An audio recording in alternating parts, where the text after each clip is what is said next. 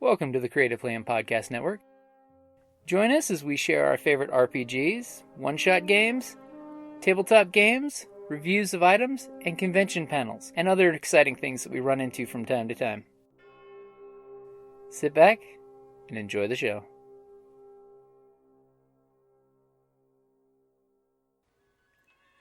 Hi, this is Kelly, aka Trixie from Ragnarok and Roll, a Sign to Ragnarok story, and Tilda Wimblewick from D&D Journey of the 5th Edition. First off, I would just like to say thank you to everyone for listening to our varied adventures, as well as for rating us on iTunes and rpgpodcast.com. If you haven't rated us yet, we would greatly appreciate it if you could. And if you're looking for more ways to support our efforts, we are now on Patreon, a great site where you can help us continue making more podcasts, as well as some special surprises for our patrons. If you can, please look us up at www.patreon.com/cppn. Every little bit helps. And again, thank you for listening. They're working their way towards you. See, I'm wearing the same outfit on my pictures. Very good. That was a very conscious decision.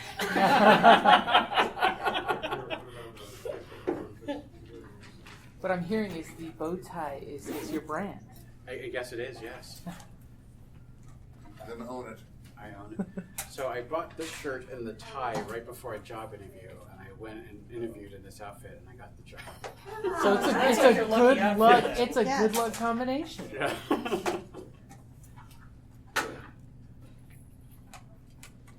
The question though is what kind of job it was. The job was for being a peer support specialist for children with autism. No kidding. Yeah. So I worked in the behavioral health field for 6 years. So I always liked working with kids. So I got tired of working with adults, and I started working with the kids. That was great until they stole my laptop. That was great. I got it back. Great. Got it back.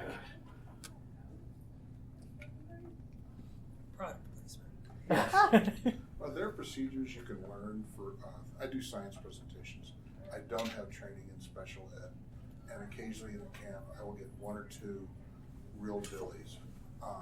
There's teaching techniques you can use to deal with the severe ones. That I don't know. Having worked with adults, it was kind of an easy transition for kids. The beginning. Is this the panel on what's this on again? Writing the first draft. Just write the damn thing. Just Finish the damn thing. Finish the damn thing. Okay. I'm all about That's that. the key. Yeah. You don't have any use for that, do you? No, not at all. See, it's going to happen. It's haunted. It's haunted. Oh, you're taking a real chance there. Well, see, I didn't know this was a thing I could do. So this is my very first panel. Live and learn. Yay! I'm living and learning. Thank you. Thank you. I think the big trick is make sure just not to have a drink behind it, just in case. Yes, that's why I'm holding it now. When it Yeah, fell. bottle's okay, but Trying to set me up for failure. That's what's going on. you could use this. Aww. Oh, Oh, perfect! Perfect. See, I told you Linda was magic. She's You're welcome, because I The book am. felt a bond. You could see I it. am. I'm totally immediately nuzzled right into it. she's like, oh, here we go. That's it. You got to be with it or without it. That's what I'm saying. Right? You're either in rhythm with the universe or you're not. I'm usually not in rhythm. Okay, but it's a learning process. I have a learning Oh, I'm sorry. Just in case. There you go. Just in case. It's because some are already wrinkled scrap of paper. This is not for you. Oh, I know it's not for you. For me. I'm just saying. No. I was not Supposed to be a Linda D here. That Yes, is. she's here. Oh, we're I'm miss- sorry. We're missing. Don't be Paul. sorry. I met you before. I just didn't know who you It's were. okay. Okay. I don't remember anybody's name. I don't remember my Names name are on a good hard. day. I change my name every 2 years, so I don't know. Please.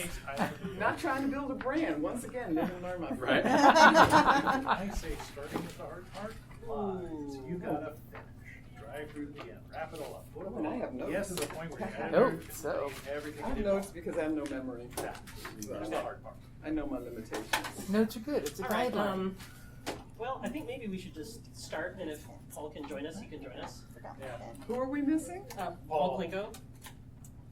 Have I seen Do we have a chair? I haven't seen him today yet. Yeah. I don't know. I'm not sure. Yeah, we have another chair on the end over here if he comes. Well, I'm not going to suggest writers are scatterbrained, Oh, I but had that for they hours. are. I was just like buzzing Yep. it out there 'cause I was like, I feel like I can. All right. Should we just start? Yes. Introduce ourselves. Okay. Yes. Good morning, or maybe now afternoon, everyone. Welcome to the TusCon 2019, the 46th TusCon. This panel is just finished the damn thing, the importance of completing that first draft. So I think we're all going to introduce ourselves and tell you all why we're very interested in completing the first draft. We'll go this way and start this way. My name's Larry Hammer. I write fiction and poetry and translate poetry. And All right. My name is KJ Kabza. I write short fiction, science fiction, and fantasy, although I'm in the midst of revising a novel right now. I'm very invested in finishing the first draft because I've written a lot of short fiction, something like 80-some stories, and if I can't finish the first draft, then I don't get to write anymore. I'm Cameron D. Blackwell. I am a fiction writer of urban fantasy, fantasy, sci-fi, and horror. All right. And I've been writing since the 4th grade, and I know all about wrestling with the first draft. I have so many. Hi, I'm Linda Addison. I have books, I have awards, and all that stuff. But anyway, I like to think of myself as the queen of the worst first drafts ever. Yes, my children. I work for that hard. And why finish it? Because who doesn't want to see their name in print? Come on, man. So, TusCon panels don't really have a moderator. Since I was just the person to get the panel started, I think I'm stuck with it now. So I think you're doing a great job. All right, great. So I'll continue to do that. Okay. So I guess I would first like to ask all the panelists: is writing the first draft the easiest or the hardest part of the writing process for you, and why do you think that is? Want me to start? Sure. You are the queen. I am. Yes, I am. Thank you for recognizing. Because if you don't finish it, you can't get anywhere from there. You got to finish it. So for me, I realized that real early on. And like I said, the reason I call myself the queen of it, because I literally rush to the end. And I'm not a person who does an outline. That doesn't work for me. I like to just sort of write organically. So I've been in a writers group since 1990, and that's where I got my crown. Because my first drafts would be da da da da da da, and then a box something really bad happens, and then da da da da da. I just keep going. I don't even give characters names. I don't care about grammar. I just want to get the story down. Because I believe that once you get the story down, then your sub, super, whatever conscious you want to call it, can then go, okay, now I got that down, let's do more. So I rush as fast as I can to the end. That's why they're so bad. For me, I feel the first draft is difficult because I am constantly telling myself how awful it is, and I am a perfectionist. I want to do everything perfect the first time. I kind of don't like hard work, so if I find that the first draft is too hard, I'm like, no, I don't like it. But if I really like the story, I got to keep going. And there's always that potential to self-edit while you're writing. And for me, that kind of kills my drive, and then the first draft is dead. And what I've learned is you can't fix anything that doesn't exist. If it's if there's no, You gotta get to the end. you got to get to the end, and whatever you need to do to get there, just get there, and then worry about making it better. Yes. Do you have thoughts about that? First draft, easiest or hardest, and why? First draft is easiest for me. Easiest, okay. Because I write to find out what the story is. I'm telling the story to myself and writing it down. And so, hey, I'm telling myself a story, great. That's the easy part. The hard part for me is the editing, because now I know the story. Okay. It's not I'm on I that don't team. have the, hey, what happens next? What happens next? Yeah. So I have to be really conscious. Okay, butt in chair. Let's fix this. So I find this interesting because you mentioned that you don't outline, and for you, like the first draft is like great because you're telling yourself the story. And our queen of bad first drafts over here. Same thing. But you said that you do outline. No, I said I don't. Oh, okay, I misheard you. Never Yeah, mind. I don't outline. I do. Okay. I am. I don't know if everybody's familiar with the terms plotter and pantser and planter, which is a combination of plotter and. Feel free to define in case anybody doesn't. All right. Yes. So a plotter is someone that outlines from start to finish. Kind of like pre-writing the story, which is what we were all taught in school. You write a first draft, you have an outline, and then blah, blah, blah, blah, blah, and everything else follows.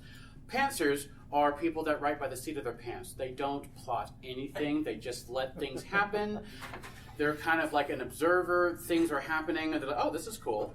A plantser is someone that is a combination of both, where they will plot out a little bit, but not too much that takes them, like that gives them too much specificity, that gives them room to really kind of, let things develop. I used to be a pantser, and then I realized that my first drafts just kept going and going and going. I worked on the same story for 3 years because I just had no idea. And then in 2009, I'm like, I need to really, I want to see the end of the first draft. So I'm going to plot everything that happens, and then I was able to figure out where the story was going, and that's kind of what I do now. I plot. I didn't know about that third one. That's cool. Planter. That's something I think I invented, but I probably didn't. I have heard. Planter. So, yes. There are actual animals associated with the terms as well. Are you thinking of Pokemon? No. So there's. What's the animal that's with the person who just like writes organically? What's the animal is that? They are a panther. Oh, panther. Okay. Panther, yes. panther. I'm in with that. Plotter, otters. And planters are penguins for some reason. Wow. I like being a panther. Yes. Panthers are fierce. That's so cool. I didn't know that. So listening to like the outline versus don't, would you say that outlining is hard like the first draft because it's still part of the writing process? And if not, why is it different? Well, for most people, I hear complaining about outlining is that they're already writing the story. So you outline the story, and then you write all the narrative and the dialogue. You're writing it twice. Essentially, you're writing it twice. Why would you do all that extra work? And as someone that doesn't like to do extra work, ironically, I like plotting because I need a roadmap to know where I'm going. And I'm also kind of a control freak, so I also need to know everything that's going to happen as I go along. I think for me, it's like whatever gets the thing done. Yes. So I stayed away from novels for years. I've published a lot of poetry and short stories and novellas because I was terrified. I was terrified if I started a novel, I would never finish it. I would be lost in space like a Bermuda Triangle. So the first time I wanted to do a novel, I did outline it. And it was, again, because I write so organically, it didn't help me really. Because I didn't follow the outline when I sat down to write it. So I think you really just have to do whatever works for you. And I've been told different things work differently. So I haven't yet hit a thing that I needed to do an outline. But I will tell you what I've gotten in the habit of doing now that I'm playing with novels. I kind of like to have a beginning and kind of a sense of the ending, but I don't stick to the end. But it kind of gives me that light framework. So you want to go to a particular destination, but if you go somewhere close to that, that's also fine. Or not close, or whichever. Not close. Whatever gets me to the end, I'm like, okay, I'm in. So what has been mentioned before on the panel is do whatever it takes to get to the end of the first draft, whatever works. I agree. So I would like to get right to that. What are cheap tricks you use? What are things you use to bribe yourself? What are techniques you use to get to the end of the first draft? This is just any kind of advice you got. I don't have any because getting to the end is my reward. I'm finding out what the story is. So my trick is surprised by your endings? When I first find out what they are, and that'll usually be about 3/4 of the way through. I finally, something happens that startles me, and I realize, oh, that's where we're going. I feel the same way. The rest I like it's a being sleigh ride to surprised. get there. I like being surprised, whereas some writers need to know where they're going. One of the tricks that I found very useful, and it really does help if you want to make it the worst draft ever, which I think you should attain for, because then you keep that editor quiet, is I'll ask myself, and now what can go wrong? And now what can go wrong? So if I feel stuck, and even if it's the most outrageous thing that doesn't seem to make sense, it gets you going, it keeps you going. So that's my trick. What can go wrong? Why is this thing that looks reasonable actually the worst thing that could Yeah, happen? how's that gonna break? Why is that wrong? Yeah. What was that mistake? I really liked seeing the end at the end of my novel, because that has eluded me for the first 20 years of my writing career. It's not something that has worn out as novelty yet. It's still something that It's novelty. Oh! I got jokes. You got so many Wet noodles. So many jokes.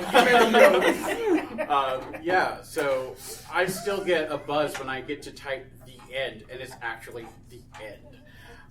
So that is my reward, and then I get to brag to everybody on Twitter. I just finished something else, and they're like, "Really?" and piss everybody else off who hasn't. Right? Literally, when people put on Facebook, and my favorite is Jonathan Mayberry because I love him. He'll be like, "And I did 10,000 words today." I'm like, He's written like 45 books though. "What the TF?" Right. I love you, but I'm gonna cut you. Amazing! Honestly, how'd you know that was my tagline? I've been cutting people since 2009. So some cheap tricks that I haven't heard mentioned that I will throw out there because you Yes. haven't said yet. A big thing that a lot of writers do, including myself, is they insert brackets or certain punctuation or keywords in their text, which they can do like a search for later that indicates, I'm just going to come back in and fix this later. If you don't know a character name, if there's a piece of research that you don't understand that you haven't done yet, anything, I will just use like the square brackets and I'll put like, research moon phases or something like that. Or, what tools would this culture have used at this point in history or something, or something similar. And it makes it much easier to go back later and find all of the stuff you didn't find. Name 1, name 2, name 3, name 4. Yeah, that's I do another thing. C1, To fill C2, in. C3. Any kind of system you have to go and fill back in will help you, especially if you're prone to in the middle of the draft going like, wait, I need to check Wikipedia, and then you're gone for 45 minutes, and then you're not Ooh, yeah, actually that's- writing. Only 45? That Only just- 5? So I don't do that because I find that most of my fiction is made up. So whatever I'm writing, I'm just making it up on the spot. I'm like, okay, well, I don't really need to research that because only I know what it is. So there can't be somebody on, well, actually, and I'm like, no, I don't need that. So, but I do get distracted by Twitter a lot. That's another thing. I find that writing at home has too many distractions for me.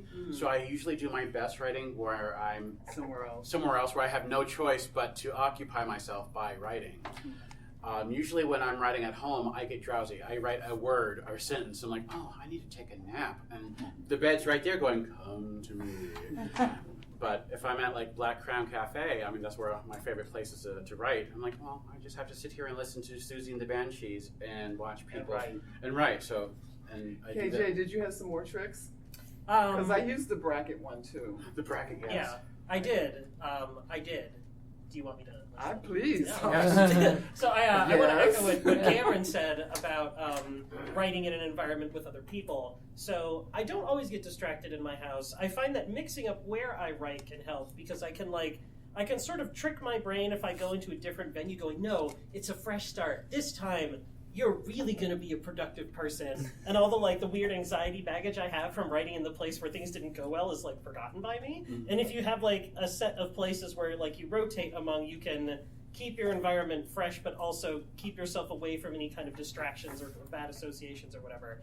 I also find that it helps to write among other writers or friends who are doing something creative. We've done that. So yeah, it's so amazing. like Linda and I and some other local writers have a group Yes. where we get together once a month and write in a library. And there is nothing that makes you feel the pressure to create by being with other people who you know are also creating. Yep. And you go, oh God, I don't want to be that person. And So what then- the rule is when we get there, you can talk for 5 minutes and then no talking Oh my God, I die. for 2 hours. It's awesome. I feel Some like, people are better at this rule than others, but I think Yes. that shame gets us, you know. and me being the oldest of 9, I'm always willing to go, I have no shame. I don't care. I would listen Stop to you. talking. Yeah, you would. I know. That makes it hard to walk away. Yes. Yeah. Yeah. Yeah, And in the that's it. silence and everyone else is, you kind of gotta.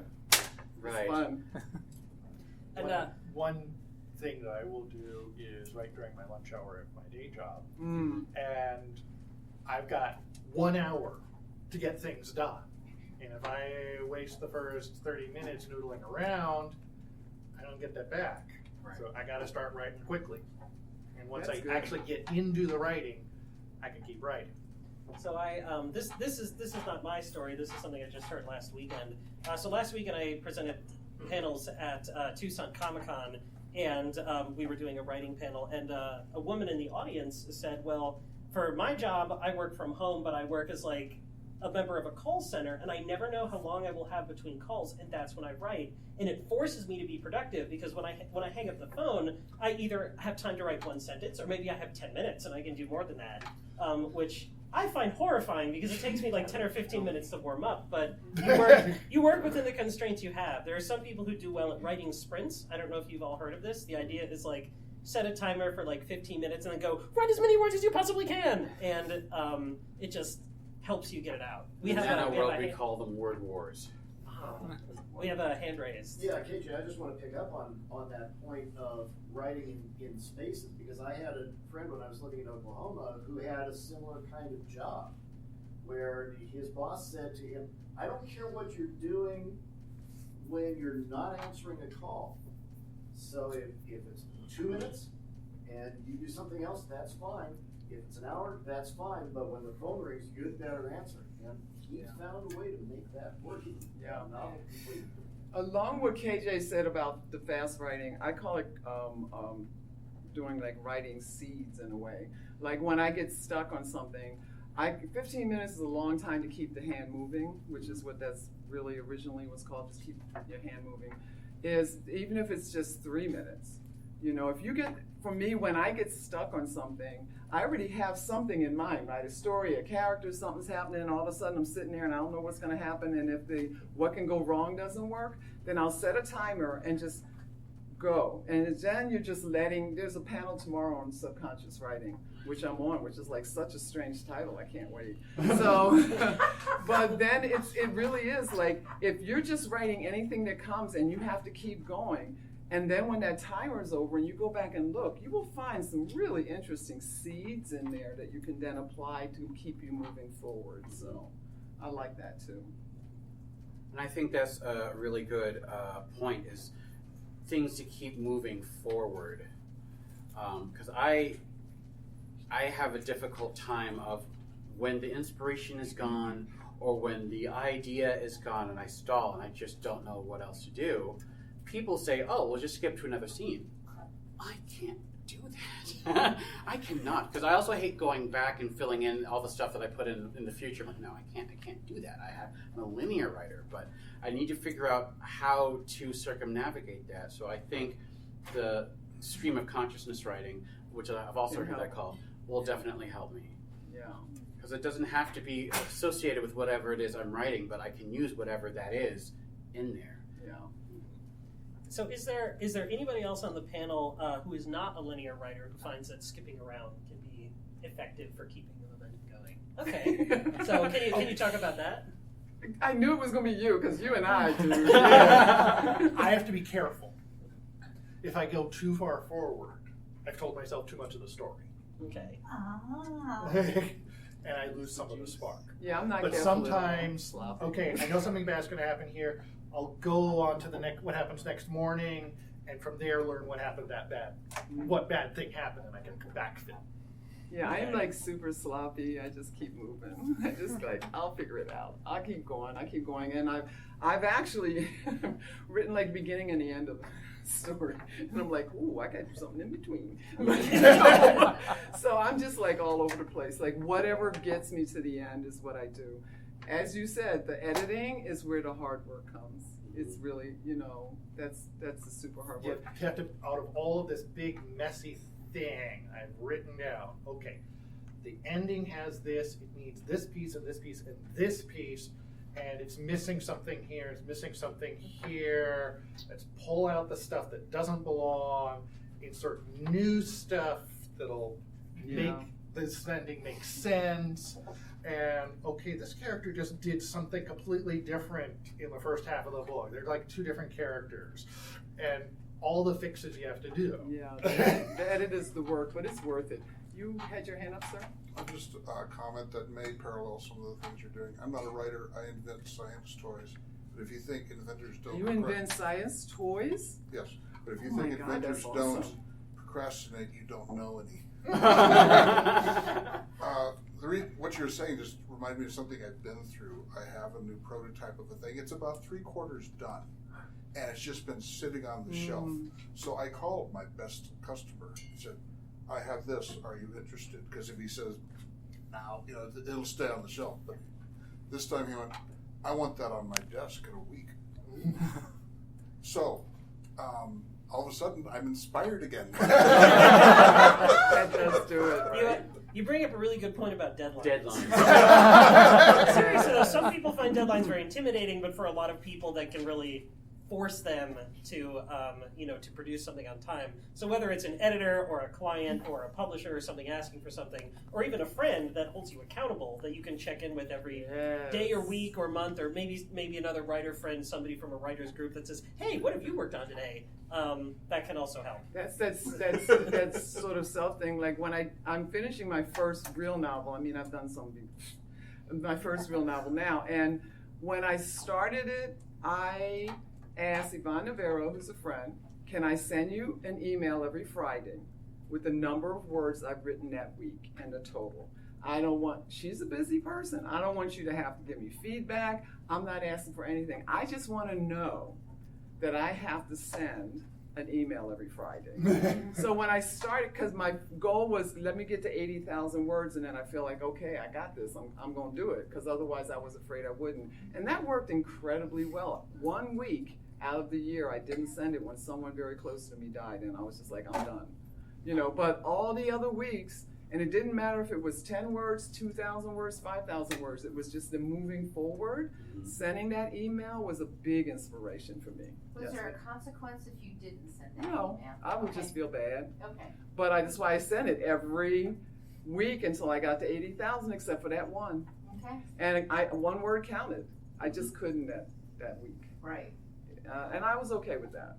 I don't think beating yourself up for not doing something is very productive. But knowing I had to send that email out was very productive for me. I also feel like a lot of writers already have a baseline of beating ourselves up, anyway. So you don't need to add anything on top of that. That's humanity, honey. Every human's got a reason for that. I need everybody to not beat themselves up, please. Yeah, yes, sir. Well, here's the problem I'm having. Right now I've got 74,000 words, so I've got a lot. Wow. Right? But it's like, as I keep going, it's like the words are harder and harder to get. It's just now it's like ringing from a freaking rock. That's not good. Okay.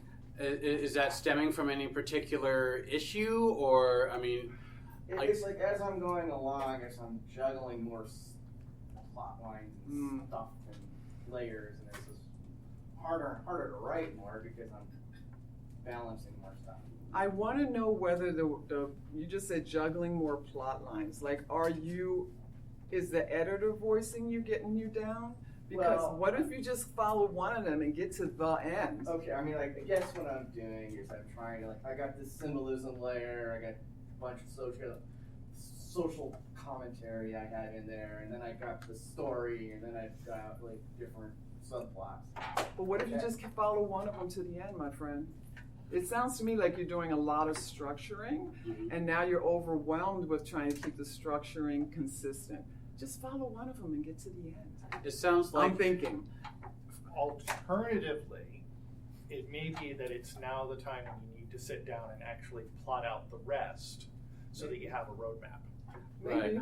That's another, It's another way. possibility. That is. another possibility. I feel that, like you, stories are organic. Whether you plot them or you pants them, they're organic. I feel like they're living things. So if I try to put too many restrictions on it, it's going to fight back, and I'm going to feel pressure or less motivated to write it because it's fighting me. But I'm asking too many things of it.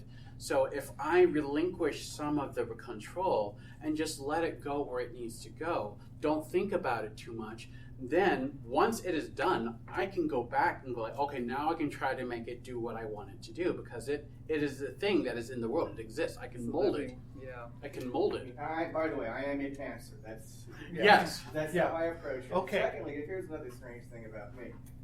Writing for me is easy. But I have to know what I just don't know where the story is. If I know what I'm writing is easy.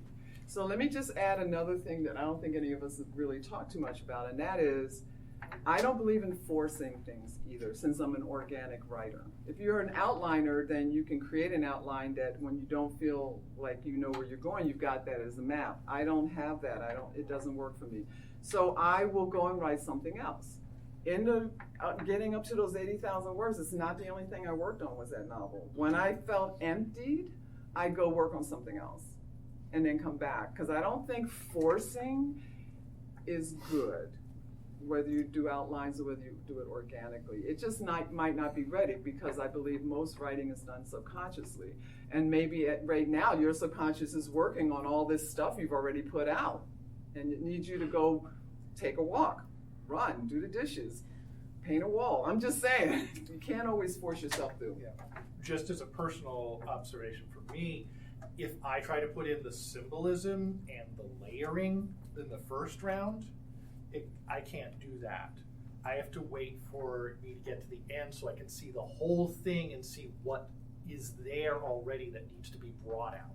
Yeah, but I just really But feel like that is me. Yeah, I just It feel may like be that since you you've just need to do the plot. Yeah, I think since you've defined that you have all these layers, I would suggest for an exercise is try which of those layers makes you interested and just follow that one to the end, just so you can put the end, like he says, the end on it, and then your subconscious may be ready to go and fill in the rest.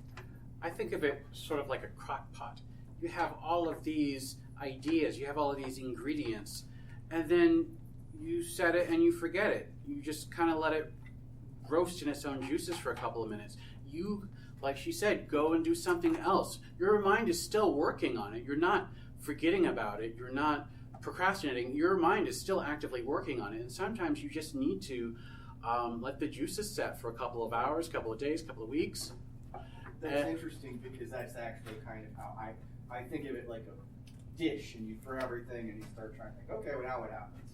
You don't have to actively mess with it for it to come out well. You just need to let it sit there and do its own thing for a couple of hours, and then when it's ready, it's ready. Yeah, it'll come.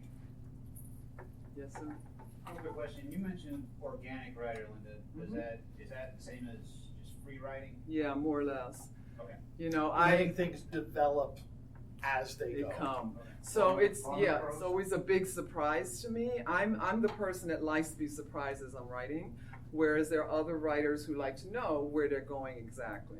And I found it's really, really good for me to do that at this point.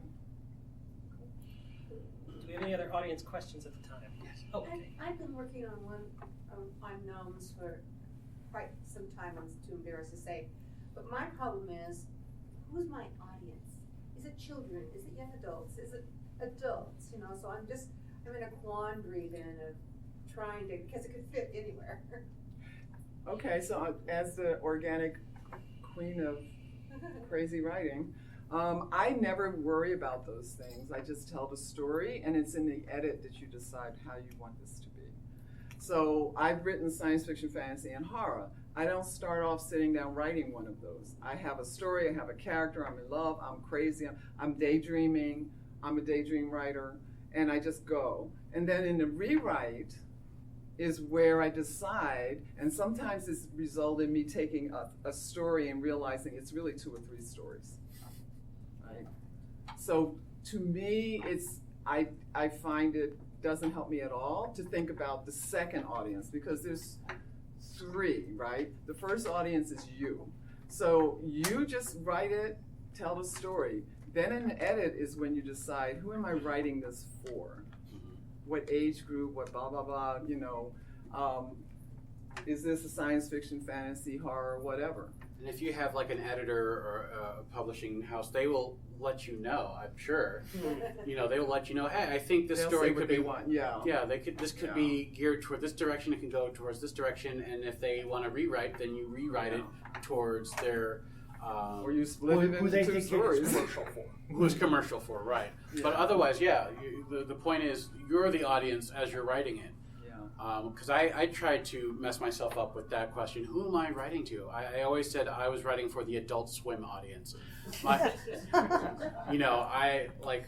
My generation, we grew up on all these 80s cartoons, and so I kind of write towards, I'm kind of inspired by those cartoons, Power Rangers, whatnot, but I also have an adult aspect to them as well. And so I could easily, if I put them towards something like, oh, well, this is easily a YA story. You have to take out all the sex and the cuss words, but the story is still there. Or I could go another direction and amp it up a little bit. I was going to say not really. But do you guys have a thing that you do? I'm going to have a dissenting voice here. Do it. Okay. Dissent. Dissent? Dissent. I am married to a children's book writer. And A very good one, too. And if you are writing under adult, you do actually have to be aware of the audience as part of the actual crafting of the story. Okay. Because the audience needs at different ages do vary drastically.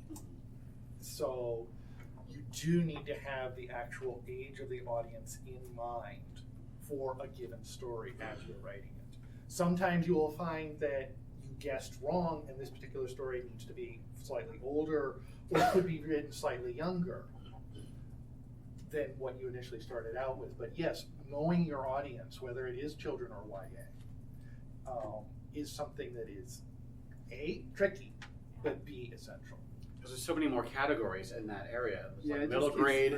I was going to say, I'm doing something that I've been told is There's YA. early reader, there's early chapter book, there's middle grade, there's older middle grade, YA. Right. But again, I think what he's saying is totally valid. But as a sloppy writer, I wrote this thing. I wrote this thing, and then I was later told it was YA because the main character is 13. Starts off there. I was like, okay. So, but how to decide that? That is what your audience is when you're talking in that big range. That is hard, and I don't actually have any good advice. So I'm sorry. Possibly, may I make a suggestion, is you actually talk to children's book writers and talk the story through with a few of them and find out what they think that story is, because they have the experience to judge that. Do you think it is because I was just thinking about this as you're speaking, do you think it is pivotal on the character, main character in the story you're telling? Yeah, like their age. Yeah. It's complicated. It is partly the age, but it's more what is the concern of the story? Is it something that a young child has frame of reference to understand? Mm-hmm. Is it something that a young child is going to be interested in? At what age are they going to be interested in a story about this? And also how complicated the story is. Because I kind of feel like children, you can take any theme and write it for any age, but you're just writing within the realm of what, like you said, what is it that they can understand? So, the vocabulary. Yeah. So that's my best advice. So it's not easy. I think to tie things together in the theme of like writing the first draft, I think the synthesis of everything that we've been saying is like, try if you can to write with an audience age in mind, but if you get it wrong, that's okay because your first draft is going to require fixing anyway. if you're able to do that work on the front end in the first go around, it means less editing later. But the great thing about writing is that you're not doing it in front of a live audience, and if you mess up, there's always a chance to fix it. And nobody's gonna know that. So I think we had several more hands. I was just gonna say that I would suggest that you try writing like the first 5 pages in each genre, like in each age group, and then see what is most exciting for you to write. That's interesting. That's a I good, like that. that's a good exercise. It's worth trying. Because I feel like you're gonna be most creative and most productive if you are excited about what you are doing. For sure. And the way to figure that out is to just try. I would suggest it be a little bit more than 5 pages. Well, I mean, In this maybe more than case. 5, but yeah. Well, That's a great idea. Just experiment. I think the 5 pages is good because, I mean, as a reader, if you're not hooked within the first 5 pages, it's not going to happen. And as a writer, if you're not hooked by it, then it's not going to work out. Only reason I'm gonna say that, but this is final. I was in an editorial group for an anthology called The Book of Shadows, I think it is. And I had to read 700 stories. Oh my. Guess how that went? Since we were not giving feedback and it was blind submission, so I didn't know who wrote anything, my thing was first paragraph. Am I in? Okay. First page. Am I in? Okay. If I'm lost by page 5, that's a no. Go to the next one. That's the only way I got through 700. And a lot of publishers and editors and agents have to read a lot of stuff. That for submission purposes. Yes. For final. Figuring out what it is. What it is. That might, So again. The idea of a first draft is a little bit alien to me because by the time I get to the end, the first chapter may be the 600th draft. That is a perfectly fine way to write. Yep. If it works for you, go for it. Absolutely. I have there's this one writer I'm acquainted with, Sarah Beth Durst. She mostly does YA, but she also does some middle grade and adult. And she told me once when she started writing, I don't know if she still does this because she has about 20 books now, but when she first launched her career, Such a good writer. she said like, well, what I will do is I will write chapter 1, and then when it's time to write chapter 2, I will reread and edit chapter 1, and then write chapter 2. And so she's constantly editing and writing her book at the same time, which is a thought that makes my head melt. But there are people who write that way because they need to, they need to make sure everything is lined up. So so you're not a space alien or anything. At least maybe not for that reason. I don't know about anything else. But it's a completely valid way to do it. When I start my day, the first thing I'm doing is reading through and line editing what I wrote the day before, so that when I get to the end of that, I am moving forward. Yeah, I'll reread the last page just to get caught up. And then maybe throw in some brackets. I just need to get to the end of that damn thing. So I will reread the last one to just catch myself up and keep moving. But for what it's worth, I don't call anything a first draft until I get to end. Me too. The labeling of the earlier parts does not, how many times I've written or rewritten, does not matter. It is a work in progress until the end. I mentor a lot of young writers, and I don't mean age, I mean in, writing. And I always know the ones who are really going to end up getting published because they're the ones that finish. And it's not about how good that first draft is, but I've mentored people who just aren't ready to get to the end of something, and I'm like, okay, see you later, bye.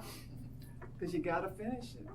I can't help you if you're not finishing it. It's a trick. I think an important thing about getting through the first draft is forgiving yourself and setting reasonable goals and not pushing yourself too hard. I mean, we're fragile. We're creatives, and so we can easily crumble with one bad thought, one bad sentence, one bad review. And I find I crumble from my own expectations. I want to do all the words in the day, and I just can't do that. And then I will beat myself up because I didn't meet that expectation, or the story isn't as good as I thought it was, or, I have to be flexible with the story and with myself. So, and what I teach in mentoring, 1 new word a day. Guess what? If you sit down and say, All I have to do today is expectation is one new word. You're always going to write more than one. Always. It's the sitting down. It's getting your butt in the chair and turning the computer on or a piece of paper. That's where things don't go well. I would also like to make an important distinction between the ability to write and the ability to not be afraid of writing. These are completely different. Writing a story, finishing a story, making something is absolutely possible for everybody in this room. And if you tell yourself, okay, I'm going to learn how to write a story, that's a completely different skill set from I'm going to never be afraid of creating again. Like, no, like, don't conflate these things. So when you sit down and you feel overwhelmed and you say, I don't know if I can do this, like, what you're not trying to do is teach yourself to not be afraid of the creative process. The only thing you're trying to do is put some words on a piece of paper, and that's easy. It's the being afraid. You can tell yourself, I'm going to be afraid of doing this, but that's not the problem I'm solving. The only problem I'm solving is not my feelings, but like the story in front of me, and that makes it much smaller and easier to deal with. Absolutely. I read a history of Hemingway and his writing, and he spoke of writer's block. I like the way he put it. Writer's block, that's looking at a blank piece of page until blood comes out of your sweat pores.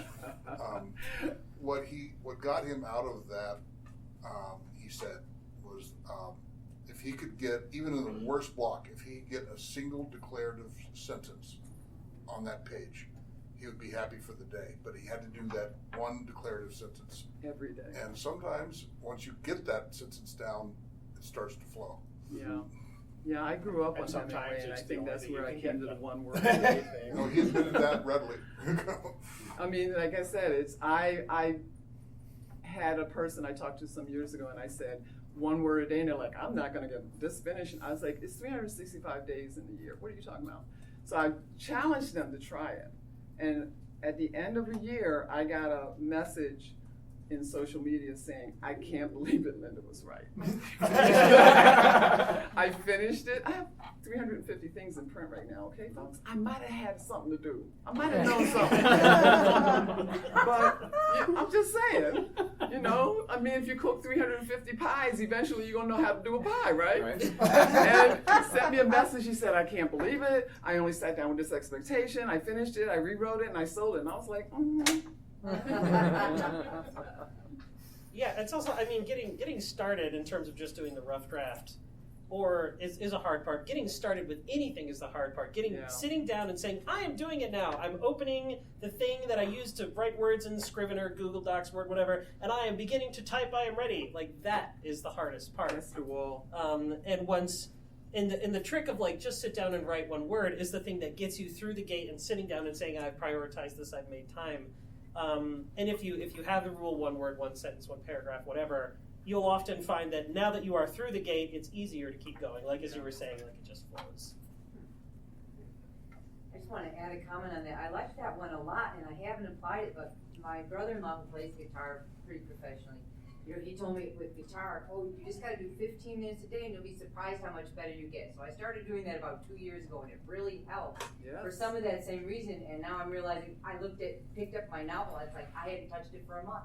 Mm-hmm. So I think it's time to try something like that. And again, since I believe all writing is done subconsciously, that somewhere other than in this conscious place where we're drinking water and eating food, stories are being written if you're a storyteller. Mm-hmm. So by sitting down every day and saying, I'm going to give myself this window. I love what you're saying about at work, at lunchtime, because when I had a day job, that's what I did too.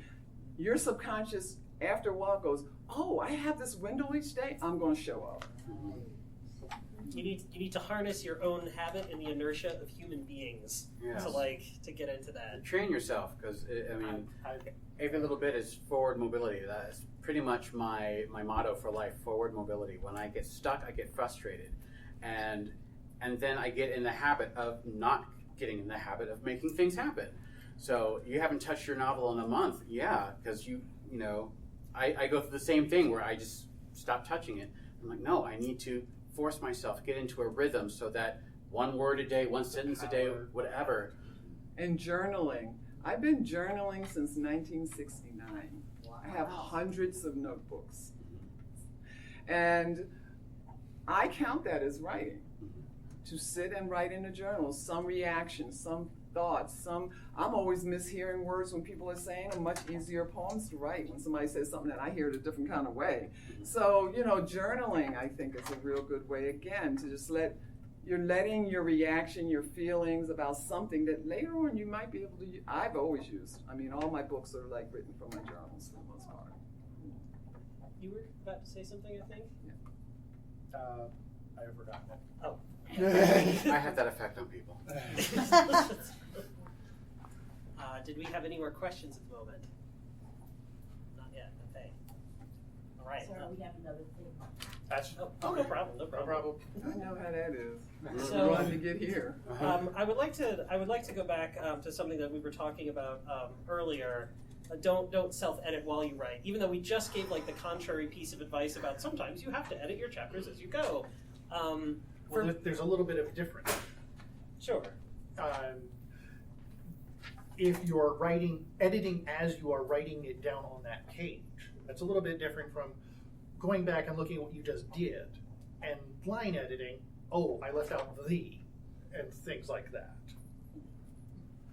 But if you're editing your stuff as you go, and you're constantly rewriting that same passage over and over, that can block you. Yeah, it's the forward movement you always want, but some people do. I'll tell you something. I know writers who will not sit down and start writing until they've got it all written in here. God bless them, I wish I could. You know what I'm saying? So by the time they sit down and write, that first draft is pretty tight.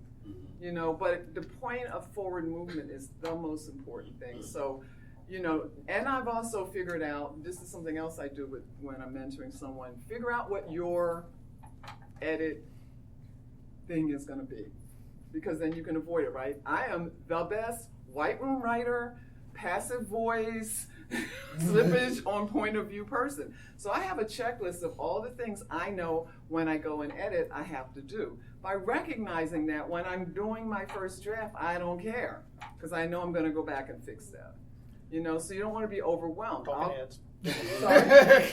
Say that again? Talking heads. Oh man, yeah. We'll just do the solid page of nothing but dialogue. Yeah. But anything that gives you forward movement, as I said, some people will go and re-edit that word, where you go back and you're editing again and again. Whatever works is what I say. But if you find yourself editing the same chapter and you haven't moved past that chapter, you might want to do something different. Yeah, that. So I know nothing really in terms of terminology like novella and things of that nature, because I've never written a book.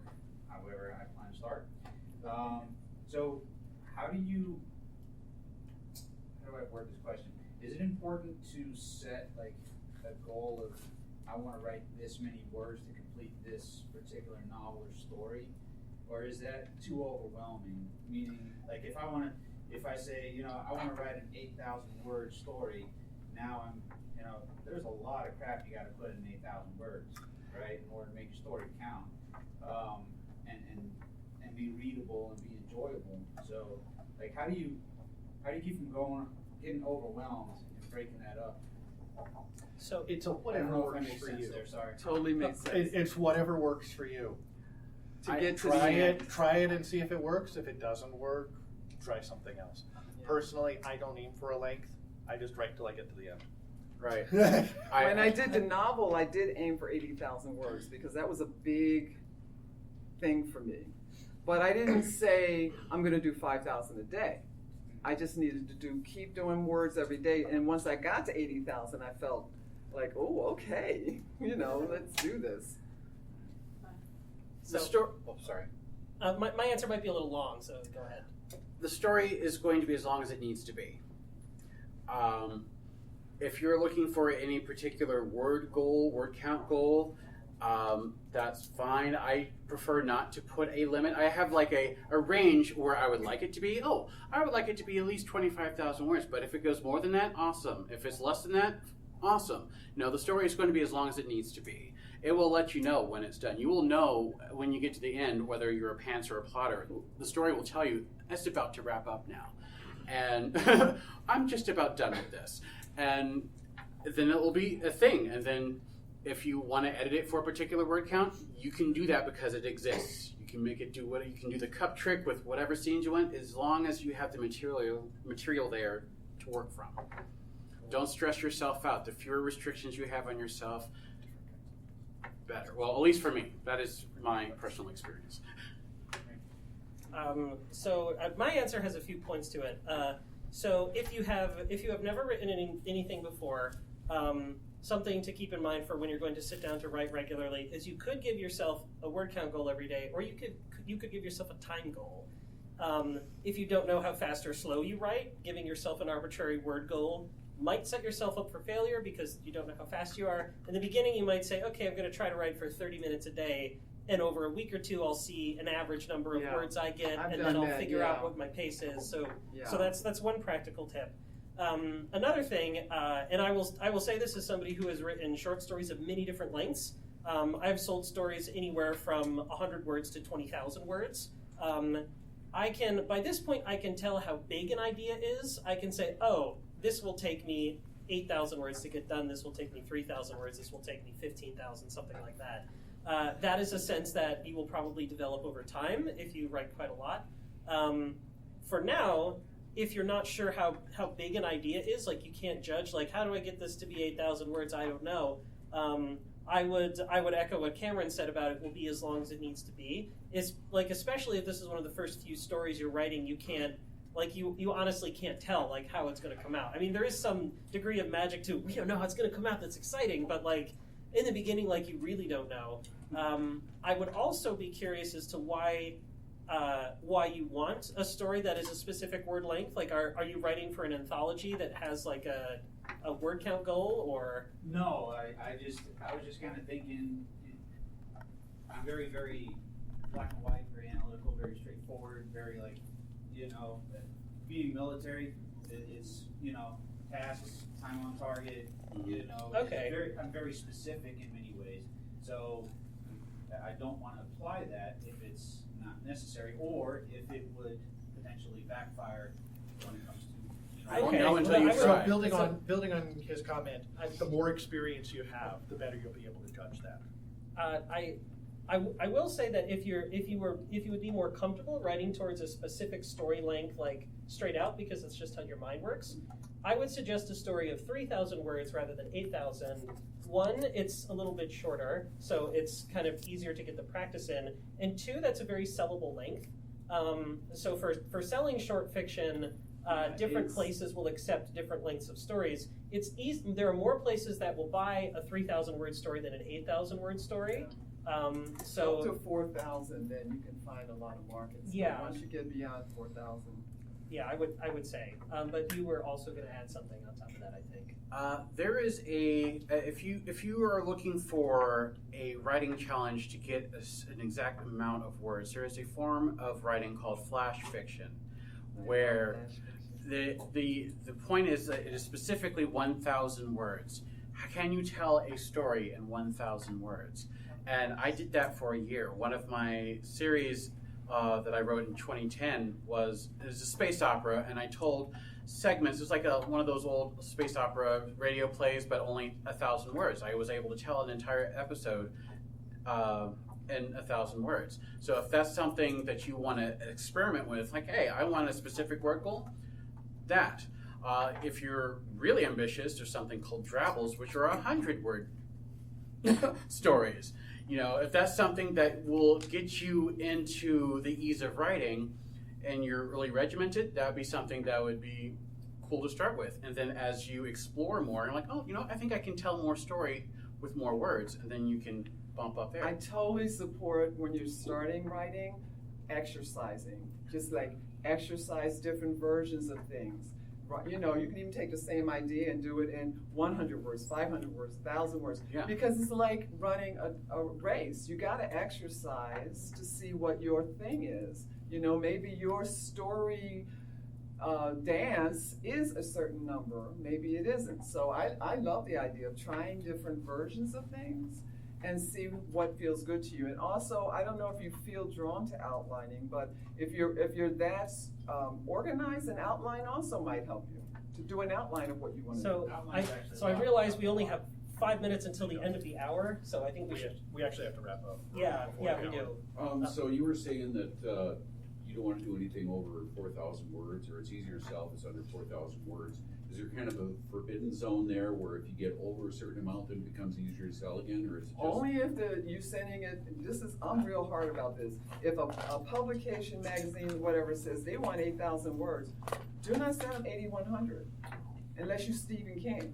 I mean, because publishers and so forth really are not happy when people go over, and then you tell them, well, this is what the story needed. You're not Stephen King. Give them what they say they want. I'm afraid we have to wrap up. We're a shade over time. Thank you all for coming. Thank you. I hope it was helpful. Can you take a picture? Wait, I want to picture the panel. Oh, okay. Can someone take a picture?